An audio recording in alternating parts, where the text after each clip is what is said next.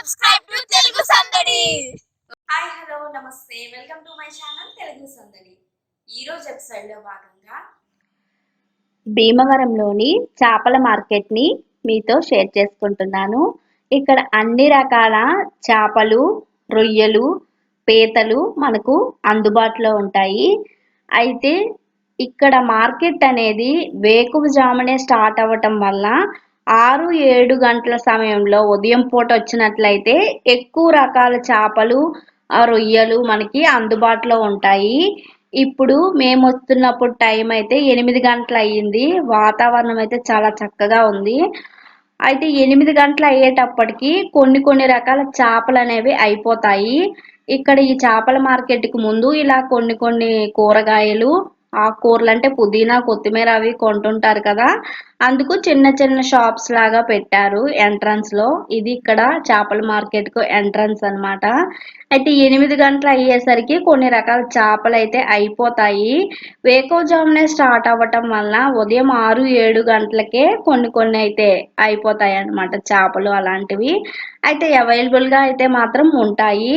8 గంటల సమయంలో రద్దీ అనేది మరీ ఎక్కువగా లేదు, మరీ తక్కువగా లేదు. అయితే 6-7 గంటల సమయంలో అయితే మనకి వీడియో మనం తీయటానికి కూడా ఖాళీ లేనంతగా ఉంటారన్నమాట జనాలు. సో అది ఒక రీజన్ కొంచెం లేట్గా రావటానికి.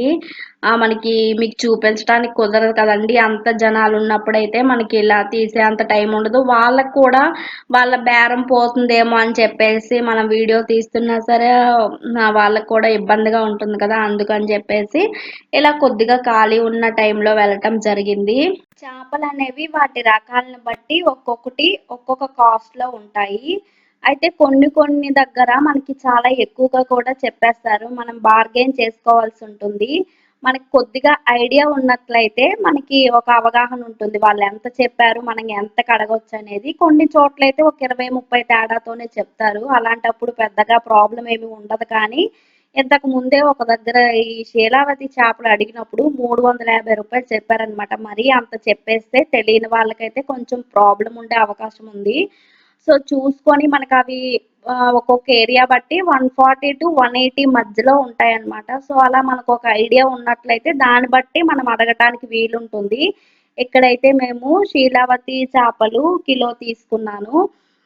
సో మాకు తెలిసిన వాటిలో అవే ఉన్నాయి ఆ టైంలో. ఇక్కడ మళ్ళీ సెపరేట్గా చేయించడానికి రొయ్యలు కానీ చేపలు కానీ వెనక సైడు చేస్తూ ఉంటారనమాట. ఎందుకంటే మళ్ళీ అది చేయటానికి కూడా ఇంకో 20 రూపీస్ పడుతుంది కదా. అంటే రొయ్యలు అనుకోండి వాటి సైజెస్ బట్టి ఎన్నైతే అన్ని అంటే కిలోకి 20 అలా తీసుకుంటారు. చేపలు కూడా అంతే, కిలోకి 20 రూపాయలు అనమాట.